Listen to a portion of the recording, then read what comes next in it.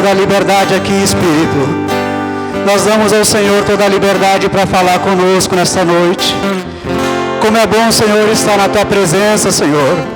Como é bom, Senhor, poder glorificar, exaltar e adorar o nome do nosso Senhor e Salvador Jesus Cristo.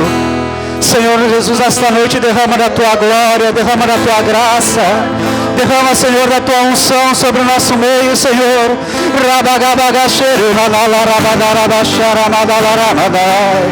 Senhor, vem com a Tua Shekinah nesse lugar, Senhor. Vem com a Tua Shekinah neste lugar. Ministra, Senhor, aos nossos corações a Tua palavra nesta noite. Ministra, Senhor, aos corações do Teu povo a Tua palavra. É o que eu oro em nome de Jesus. Amém. Aleluia. Aleluia. Queridos, antes mesmo de eu me apresentar a vocês, eu gostaria que os amados abrissem a palavra do Senhor em 1 Samuel capítulo 15. Nós vamos estar lendo. Depois eu me apresento à igreja, aqueles irmãos que ainda não nos conhecem. Aleluia. 1 Samuel capítulo 15. Aleluia. Aleluia. Santo és Tu, Jesus. Os amados acharam? Versículo 10 em diante. A palavra do Senhor veio a Samuel nestes termos, dizendo: arrependo-me de haver promovido a Saul a rei, porquanto ele se afastou de mim e não seguiu as minhas orientações. Então Samuel ficou muito magoado e clamou ao Senhor a noite toda. De manhã Samuel partiu ao encontro de Saul. Deram-lhe esta informação dizendo: Saul foi ao Carmelo, onde construiu um monumento em sua própria honra. Diga isso, um monumento em sua própria honra. Não foi um monumento à honra de Deus, foi a sua honra. E depois partiu para longe e desceu a Gilgal. Assim que Samuel encontrou a Saul, o saudou dizendo: bendito sejas tu do Senhor, executei a ordem que o Senhor me deu.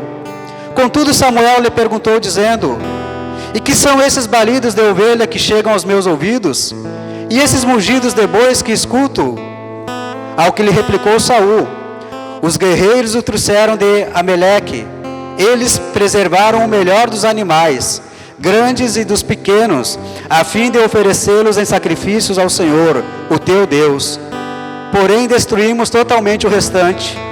Diante disso Samuel censurou a Saul, ordenando-lhe: cala-te, deixa-me dizer-te o que o Senhor me revelou durante esta noite.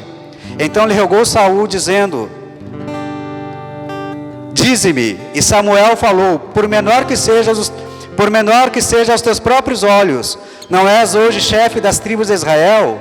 O Senhor ungiu-te rei sobre Israel.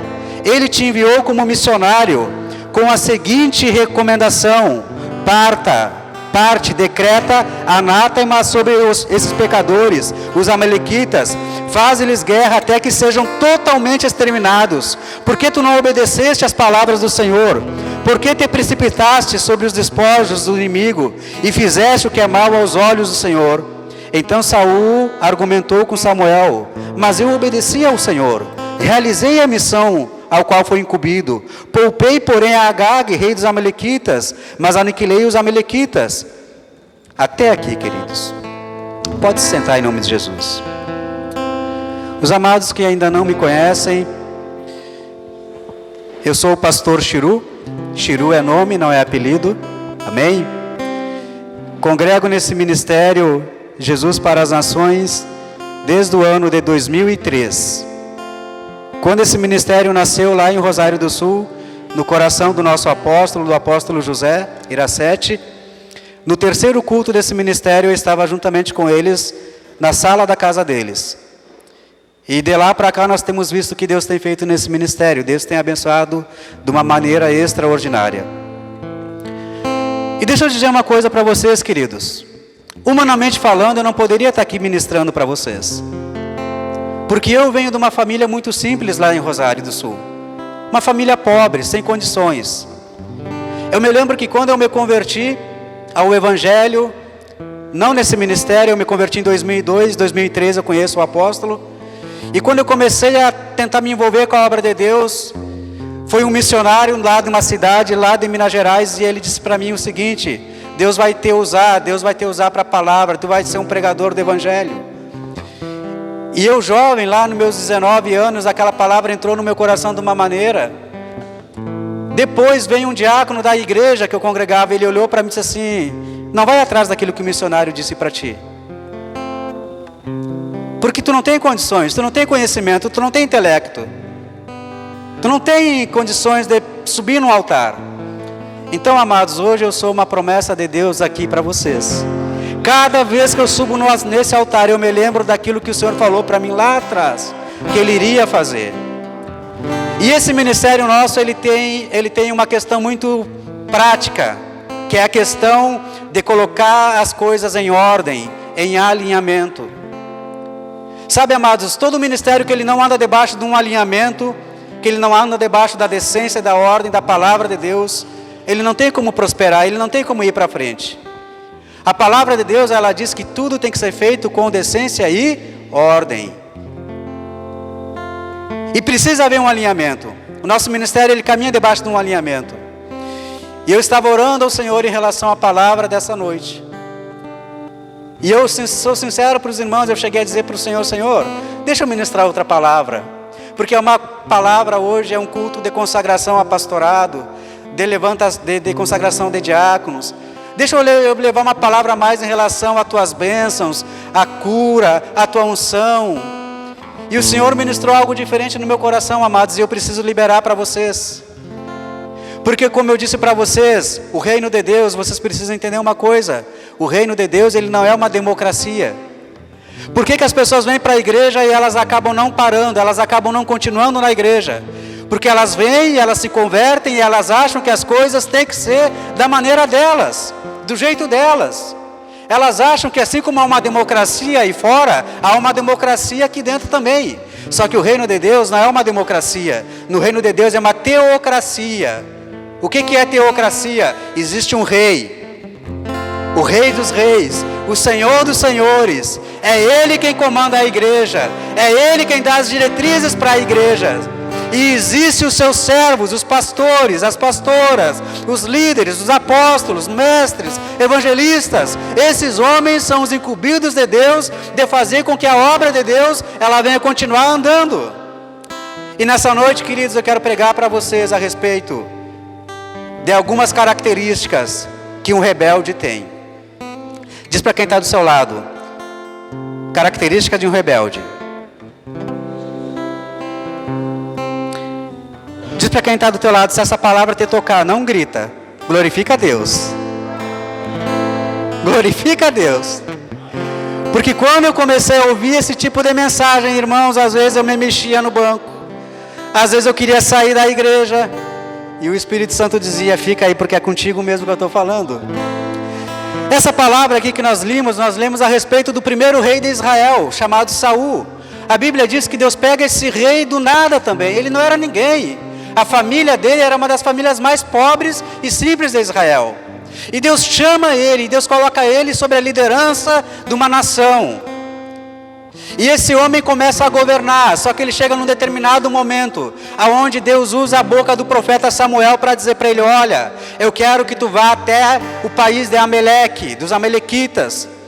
E tu vai chegar lá, tu vai fazer guerra contra eles. Por quê? Porque essa nação, quando o meu povo saiu do Egito, eles se opuseram, eles não deixaram o meu povo passar pelo território deles. Então eu não quero que ninguém daquele povo fique vivo. Seja homem, seja mulher, seja criança, seja animal, tudo vai ser exterminado.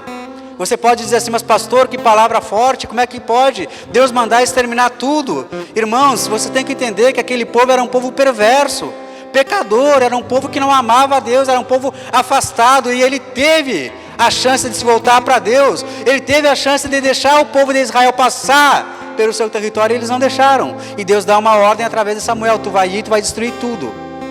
Só que Saul chega lá e Saul faz ao contrário. Saul faz guerra, ele mata algumas coisas, mas a Bíblia diz que o melhor dos animais, ele não mata. O melhor dos bois, das ovelhas, aquilo que era gordo, que era saudável, que era precioso aos seus olhos, ele não mata. E ainda quando ele vai lá e ele aprisiona o rei daquela nação, Agag, a ordem era para destruir, mas o que ele fez? Ele não destrói também. E daí ele vai para um lugar, e quando ele está indo para aquele lugar, Deus fala com Samuel: eu me arrependo de ter levantado Saul, porque ele não me obedeceu. E daí quando Samuel vai ao encontro dele, queridos, essa passagem que eu li para vocês, ele enxerga Samuel e ele diz assim: bendito sejas tu do Senhor, eu executei a missão, eu executei a ordem que Deus me deu. E daí Samuel diz assim: mas e esses balidos de ovelha que eu escuto, o que são? E esses mugidos de bois, o que são? Não, isso aqui é o melhor lá que não foi morto para oferecer para o teu Deus. E Samuel, ele diz: tu fez completamente errado. E ali na frente vocês vão ver que Samuel diz para ele: olha, Deus tem mais prazer em que se obedeça a Ele do que sacrifícios, do que holocaustos. A primeira característica do homem rebelde, queridos, é que o rebelde, ele se levanta primeiramente contra a autoridade de Deus. Ele não aceita a autoridade de Deus.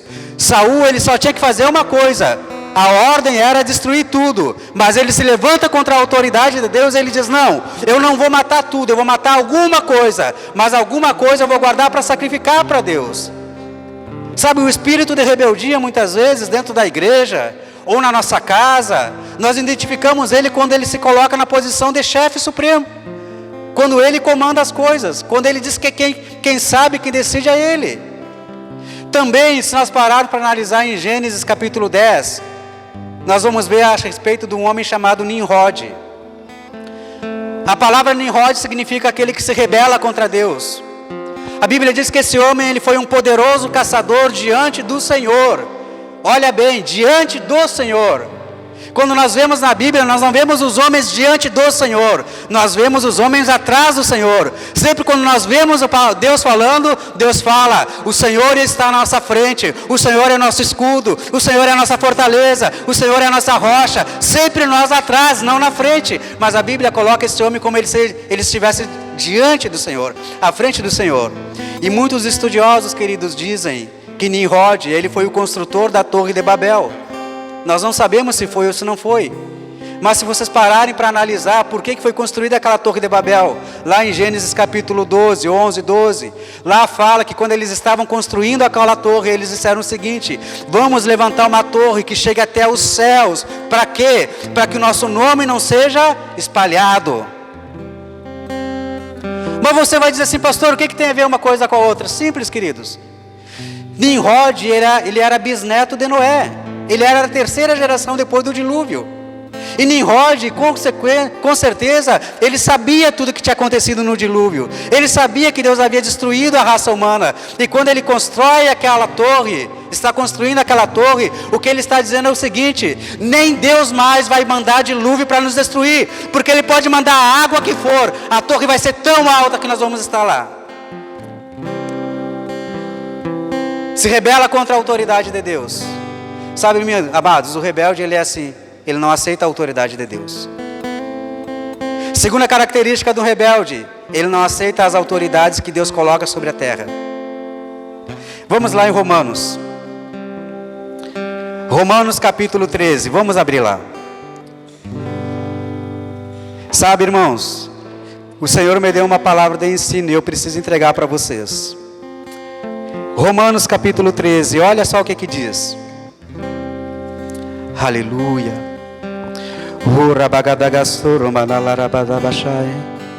Os amados acharam? Todos devem sujeitar-se às autoridades superiores, porquanto não há autoridade que não venha de Deus, e as que existem foram ordenadas por Ele. Portanto, quem se recusa a submeter-se à autoridade está se colocando contra Deus que o instituiu. E aqueles que assim procedem trazem condenação a si mesmos, porque os governantes não podem ser motivo de temor para os que praticam o bem, mas para aqueles que fazem o mal. Sujeitai-vos às autoridades. Segunda característica do rebelde, querido: ele não se sujeita à autoridade colocada na terra. Ele olha para os pastores, ele olha para os líderes, ele diz assim: mas quem são eles? Quem é o pastor Alexandre? Eu conheço a vida do pastor Alexandre lá atrás.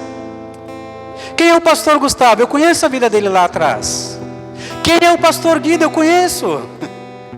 Aquele que é rebelde, que não aceita a autoridade, ele sempre vai tentar achar os erros e os defeitos, nunca as qualidades do líder.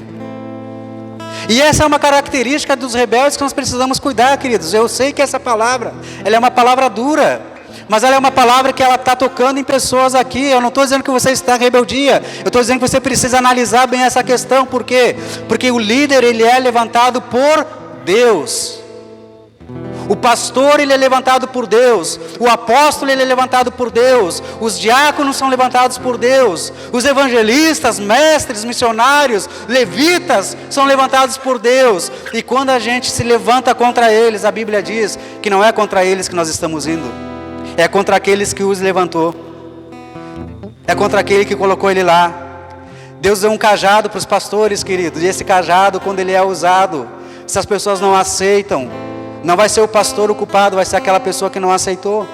Mas o rebelde, ele diz: não, eu não preciso ouvir, eu já conheço a palavra, eu sei como funcionam as coisas, eu não preciso obedecer aos líderes, eu não preciso obedecer aos pastores. Irmãos, erro nosso pensar nisso.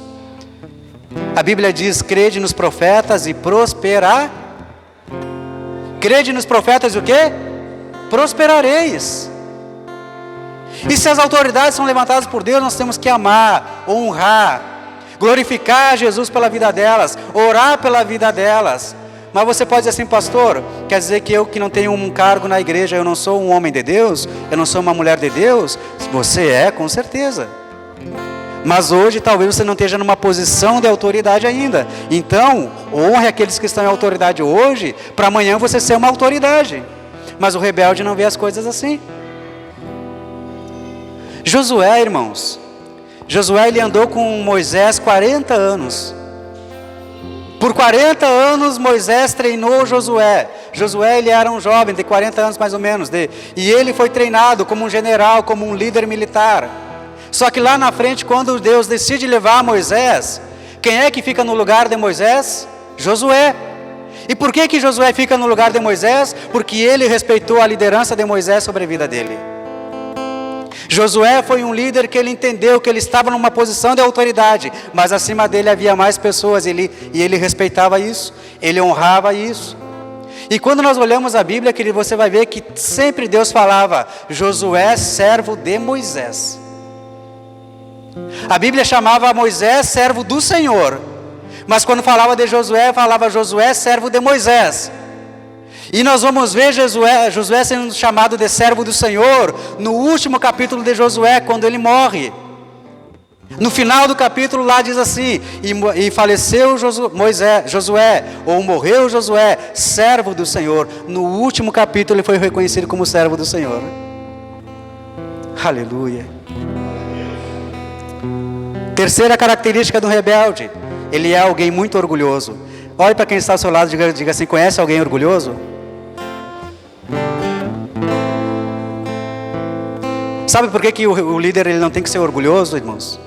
Primeira coisa, porque o orgulho ele é uma essência diabólica. O orgulho ele é diabólico. Ah, pastor, mas o meu orgulho é um orgulho bom.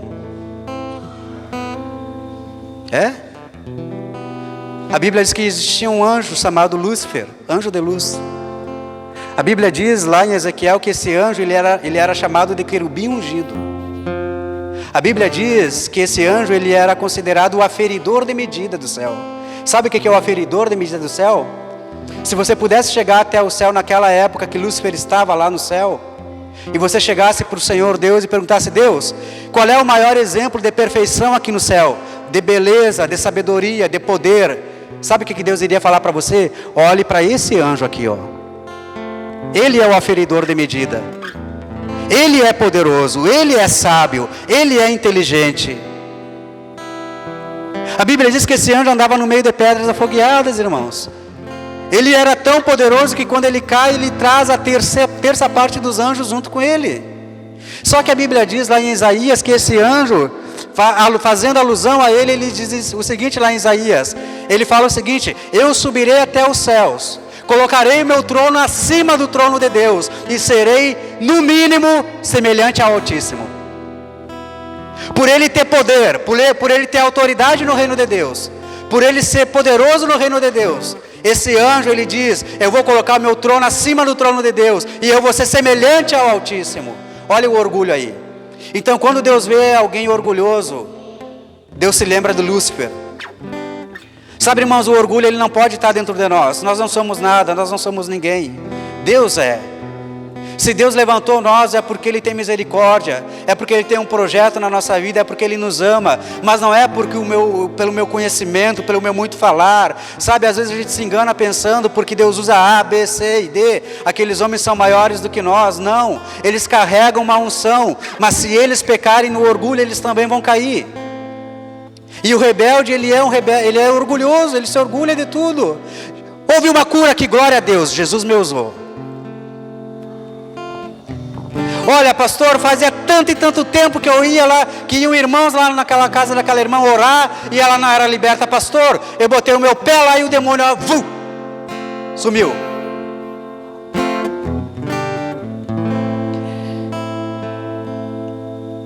Sabe, irmãos, houve um homem, um evangelista chamado G. Swagger. Ele está vivo hoje ainda. Hoje ele é um senhor de quase 80 anos, um evangelista americano. Lá na década de 70, 80, ele levava multidões por onde ele ia. Ele tinha praticamente um canal de televisão em todos os países do mundo. Deus usava esse homem de uma maneira extraordinária, sobrenatural. E ele dando testemunho que um dia ele estava numa cidade, eu não me lembro se era aqui no México ou na Argentina. E ele alugou um estádio para fazer uma cruzada lá de milagres. E ele foi lá para o escritório dele, para o lugar onde separaram para ele. E ele estava lá. E o estádio estava cheio, não entrava mais gente. Para o lado de fora do estádio, nas ruas ao redor, cheio de pessoas. E daí vai um assessor até ele. E ele pergunta para aquele assessor: como é que está o povo aí fora? E aquele assessor diz para ele: Swagger, não tem mais lugar dentro do estádio. Ao redor do estádio também não tem mais lugar. O povo veio em peso. E diz ele, contando isso no testemunho dele, irmãos, que ele bateu no peito e disse assim: Deus precisa de mim para fazer a obra dele. Pouco tempo depois, esse evangelista cai em adultério. Por quê? Porque ele deixou o orgulho entrar no coração dele. Deus precisa de mim. Não, queridos, nós precisamos dele. Nós precisamos do Espírito. Nós precisamos. Sabe, se não for o Espírito, nós não nos movemos, queridos. Se não for o Espírito Santo, os milagres não acontecem, a unção não vem. Se não for o Senhor Jesus na nossa vida, nós não vamos nem para o céu. Para que se orgulhar então?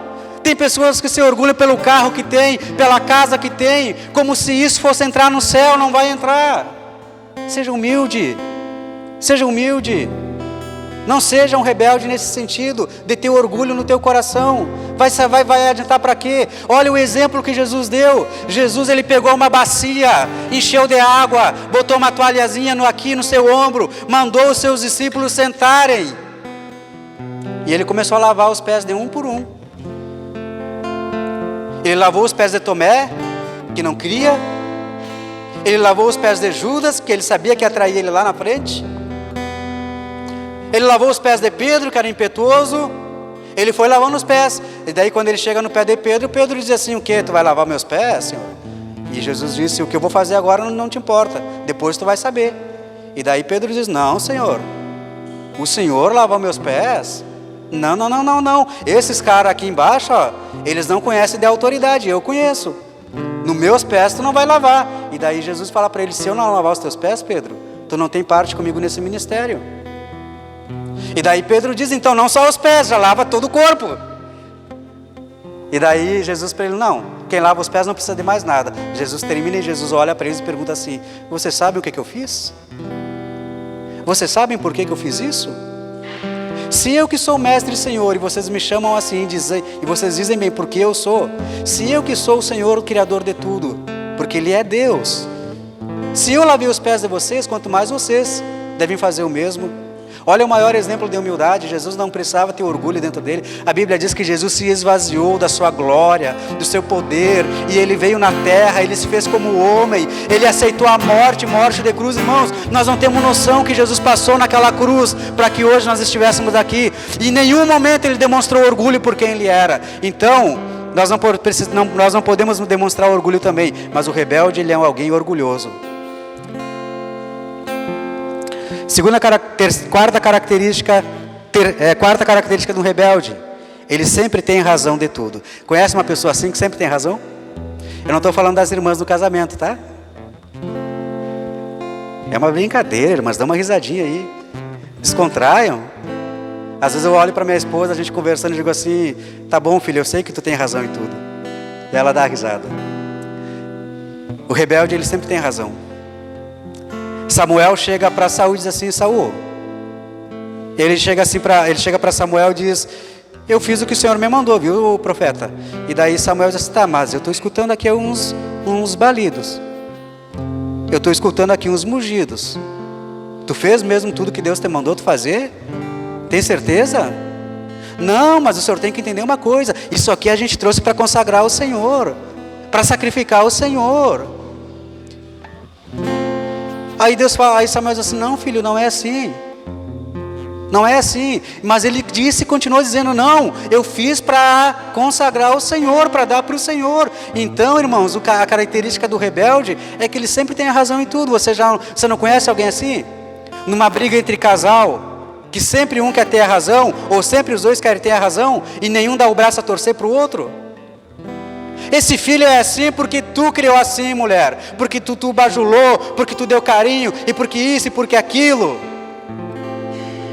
Ah, mas esse filho é assim, marido, porque tu não educou, porque tu não teve autoridade dentro de casa, porque tu era um pai ausente. Um sempre quer ter mais razão que o outro. Mas também, por que o pastor tem que fazer tudo assim? Por que ele não faz diferente? Por que o arranjo do culto não é diferente? Sabe, irmãos, não queira ter razão numa discussão, amém? Deu um problema lá no casamento, levantou uma briguinha, uma ira, você está vendo que a coisa está feia? Irmãos, deixa eu te dizer uma coisa, eu tenho um segredinho aqui: não tenha razão, tá? Não tenha razão. Está dando um problema no teu casamento lá, ó, isso aqui é um segredo, tá? Isso aqui é uma água ungida. Tá os dois brigando, a mulher está brigando feio lá, diz que ela tem a razão, ou o marido está brigando feio e diz que ele tem a razão. Faz assim, ó, pega um copo de água e toma um golinho.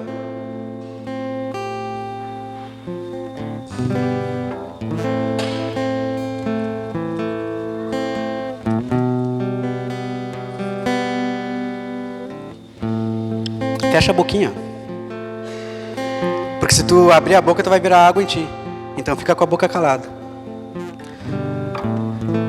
A Bíblia fala que o fogo não se apagará no altar, ele precisa arder no altar do Senhor. Tem que ter fogo, tem que ter unção, tem que ter glória, tem que ter presença. Mas numa briga, num problema, numa discussão, se tu não botar fogo vai apagar. Mande a razão para o inferno, querido. Amém? Quinta característica do rebelde, preciso correr aqui um pouquinho. O rebelde sempre vai agir pelas suas costas. A pessoa que ela tem uma das características, um dos sinais que ele dá, que ele pode ser um rebelde, ou um futuro rebelde, ele sempre vai estar agindo por trás das suas costas. Sempre, sempre, sempre, sempre. 1 Samuel capítulo 15, a Bíblia fala a respeito de um homem chamado Absalão. Absalão, ele era filho do rei Davi. Não era ele para ficar de rei no lugar de Davi. Aquele que tinha que ocupar o lugar de Davi era Salomão. Só que Absalão queria ser rei, mas ele não tinha esse direito. Ele não era o primogênito, ou ele não era aquele escolhido por Davi. E o que ele faz daí? A Bíblia diz, lá em 1 Samuel capítulo 15, que ele aparelha um carro, ele manda mais de 50 homens à sua frente, e ele vai, chega e ele senta na entrada de Jerusalém. Naquela época as cidades, elas eram todas muradas, por causa dos inimigos, não é que nem hoje, mas naquela época faziam muros ao redor. Se você for na Jerusalém antiga lá, em Israel, isso aí por vídeo você pode ver, você vai ver que ela é toda murada até hoje. E eles colocavam portas da entrada por onde as pessoas entravam e saíam da cidade. E a Bíblia diz que Absalão, ele coloca aqueles homens na sua frente, porque sabiam que ele era filho de Davi, e ele vai e ele se senta à porta da entrada de Jerusalém. E todo aquele que vinha até Jerusalém e queria falar com o rei, ou com os juízes do rei para apresentar alguma causa, Absalão perguntava assim: o que aconteceu com vocês? Por que vocês vieram aqui? Olha, nós viemos aqui para o rei julgar a nossa causa. E daí Absalão dizia assim, não, mas o rei não pode julgar a causa de vocês, ele não tem tempo. Os juízes dele também não podem julgar a causa de vocês. O que está acontecendo com vocês? E daí eles falavam para Absalão, e Absalão dizia assim: olha, quem me dera, se eu fosse rei em Israel, eu faria completamente diferente do meu pai. E a Bíblia diz, irmãos, que num período de 2 anos, Absalão roubou o coração de boa parte do povo. Boa parte do povo, porque ele agia nas costas de Davi. O espírito de rebeldia faz a gente agir nas costas dos pastores, nas costas dos líderes, nas costas do nosso cônjuge, nas costas dos nossos pais. A gente pensa que eles não estão vendo a gente fazer. Mas sabe, irmãos, quando você for fazer algo desse tipo aí, lembra de uma coisa: não olhe para o teu pastor, não olhe para o teu líder, não olhe para a tua esposa, não olhe para o teu esposo, olhe para cima, porque de lá você não engana. Nós podemos enganar os homens, a Deus nós não enganamos. Irmãos, quantas vezes a gente vê isso acontecer? Lá em Rosário do Sul nós tivemos uma divisão na igreja. Esse irmão lá, quando ele foi ser tirado da igreja, ele não ia ser tirado de qualquer maneira. Eu estava na reunião da liderança lá em Santa Maria, dos pastores, ele estava junto, ele é um pastor, né? Do nosso ministério, na época ele pastoreava lá. Eu não vou falar o nome por questão de ética, a gente não tem que falar. Mas esse pastor, lá na reunião, quando nós conversamos com ele, o apóstolo e o pastor, o profeta nos falaram: olha, irmão, acontece isso, assim, assim. Irmão, fica no ministério, sabe, Deus vai te abençoar, e isso, e aquilo, aquele outro. Ele olhou para os pastores e disse assim: até se fosse debaixo da liderança do apóstolo eu ficava, do profeta eu não fico. E daí, tudo bem, e daí os pastores falaram: só irmão, tu vai sair na paz, a gente vai te dar 6 meses de salário, tranquilo, tu não vai ficar desamparado da igreja, só faz uma coisa, por favor, não visita os membros da igreja, sai tu e a tua família, lá na frente, daqui a 1, 2 meses, se alguém quiser te seguir é outra história. E ele na nossa frente, ele disse: pastor, eu não vou procurar um membro da igreja, um membro. Esse irmão chegou em Rosário do Sul, sabe o que ele fez no outro dia? Visita por visita, casa por casa de irmão: ó, estou saindo da igreja, não quer congregar comigo? Vou colocar um ministério novo. Esse irmão, nós tínhamos culto no interior, 1 mês antes dele sair da igreja, depois nos falaram, ele já estava preparando a saída dele, pelas costas da liderança dele. Eu não estou falando isso, irmãos, para criticar o irmão, para julgar o irmão, mas eu estou falando isso para você ver como é que o diabo ele é sutil. Às vezes ele usa até homens de Deus. O rebelde, ele é assim, ele age pelas costas dos pastores, só que ele pensa que o pastor não está vendo, mas Deus está vendo, e uma hora a conta vai chegar. O rebelde, ele não vai ser alguém que vai ter sucesso na vida dele, ele pode caminhar um pouco, mas em seguida ele vai cair. Ele vai cair, porque tudo que começa na rebeldia não vai continuar na rebeldia. Deus não tem compromisso com gente rebelde, irmãos. Deus não tem compromisso com gente que divide as coisas. Deus não tem compromisso com gente que só coloca defeito no pastor, na esposa do pastor. Ó, também, a esposa do pastor não ajuda. Estou dando um exemplo.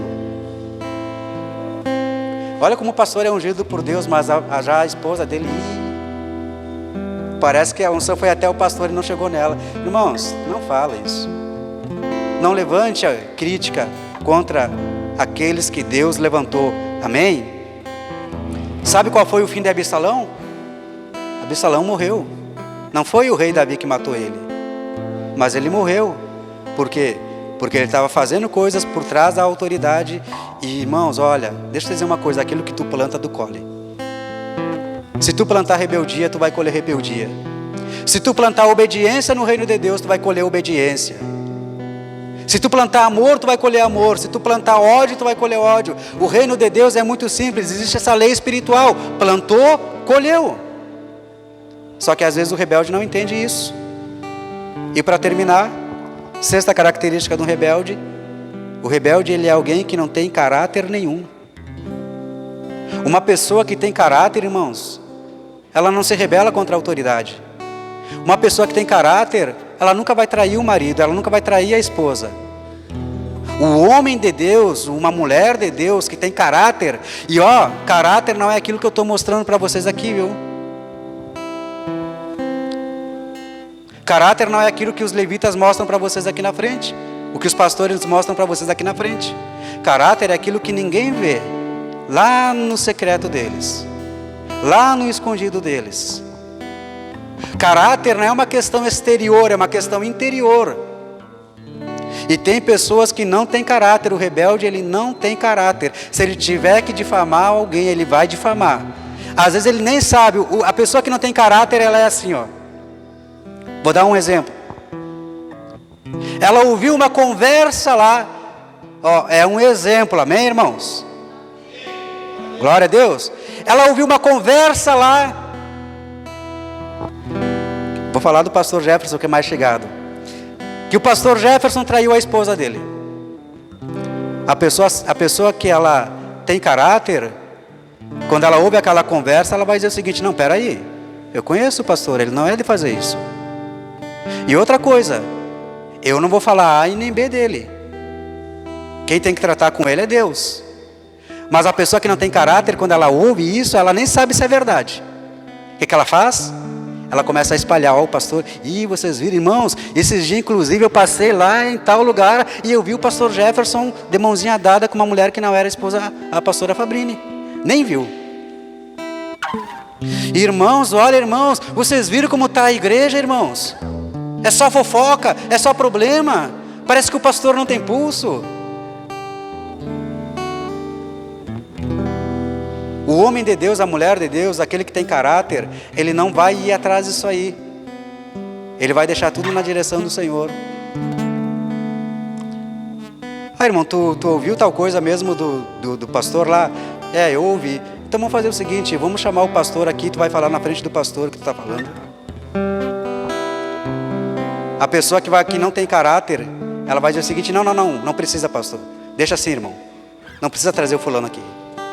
Sabe como é que você para uma fofoca na igreja? É simples, irmãos. É só você dizer o seguinte: tu está falando do fulano, né? Estou falando dele. Então vamos colocar tu, fulano, na minha frente e vamos ver se é isso aí mesmo. Tu está dizendo que o pastor está agindo dessa maneira, né? Vamos chamar o pastor aqui para conversar junto. E vamos ver se é isso aí mesmo. Eu tive uma questão lá em Rosário do Sul anos atrás. Logo no início do ministério, eu auxiliava o profeta Vinícius lá. E nós fazíamos visita junto, a gente saía. Irmãos, na época que ele tinha um Fuquinha. Que raiva eu tinha daquele Fuca, porque quando a gente parava numa casa para fazer visita, aquele Fuca às vezes não pegava. E ele sempre olhava para mim e dizia: irmão, empurra. E a gente fazia visita em várias casas. Eu nunca fiz uma visita sozinho, irmãos. Porque sempre a instrução foi a seguinte: visitou alguma casa, sempre em 2, nunca em 1, porque tu pode chegar numa casa e ter só uma irmã lá, então não é bom, não é um bom testemunho, sempre em 2. Então quando eu fazia visitas, era sempre eu e ele, eu nunca ia sozinho, ou ia eu e outro irmão, eu nunca ia sozinho. Um dia eu estava fazendo um programa da rádio lá, programa Minutos de Reflexão, e ele estava na igreja, e daí eu saio da rádio e vou para a igreja, e eu chego lá. Isso aí, um dia se vocês falarem com ele, podem perguntar para ele. Eu chego na igreja, ele está no escritório, ele falou assim: missionário, vem aqui. Na época eu era missionário. Aí estava ele, o pastor Paulo, que está lá em São Paulo hoje com ele, e a pastora Odete, que está em Rosário do Sul, que é a pastora mais antiga do nosso ministério. E ele disse assim: pastor, missionário, senta aqui, vamos conversar. Eu vi que alguma coisa estava acontecendo ali.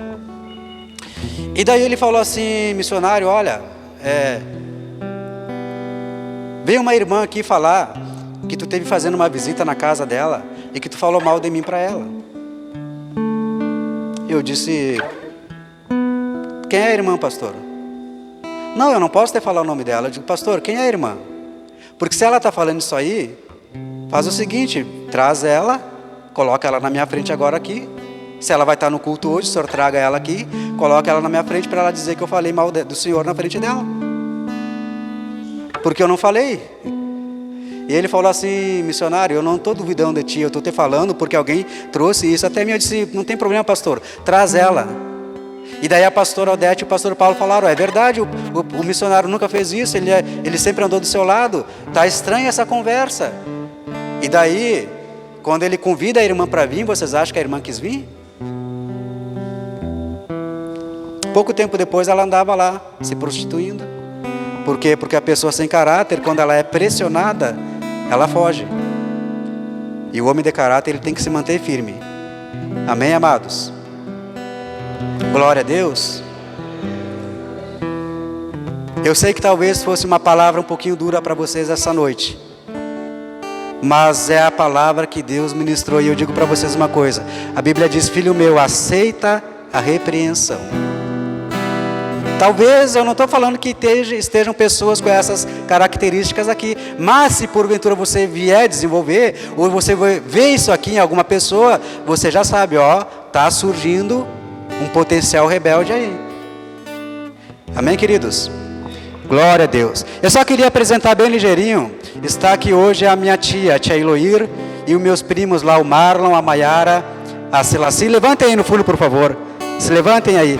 Aquela velhinha bonita lá, ó, de Japona. A minha tia lá de Rosário do Sul, meus primos moram aqui em Roca Salles. Eu soube que a tia estava aí, eu pedi para ela vir. Aquela senhora lá, irmãos. Aquela senhora lá. Se hoje eu estou aqui pregando para vocês, é porque Deus usou ela. Amém? Numa época que eu tinha saído de casa, eu fui para a casa dela. Ela sabe, eu dormia às vezes debaixo da mesa da cozinha dela, mas nunca faltou um pratinho de boia para ela me dar. Nunca. Ela esteve do meu lado nos piores momentos da minha vida. Então hoje eu sou grato a Deus pela vida dela, porque foi ela que me levou para Jesus um dia. Ela já conhecia a palavra. E ela nem sabe que eu estando lá na casa dela, embora eu não era nem cristão, eu não conhecia Jesus, o Senhor já estava me tocando lá. Então, viu, tia, glorifico a Jesus pela tua vida. Eu preciso te honrar perante a igreja do Senhor aqui. Eles não te conhecem, mas eu tenho que te honrar, porque se eu sou um projeto de Deus hoje, Deus te usou. Amém? Glória a Deus. Eu vou convidar aqui o pastor Gustavo, que é o nosso superintendente regional. Vem aqui, pastor Gustavo.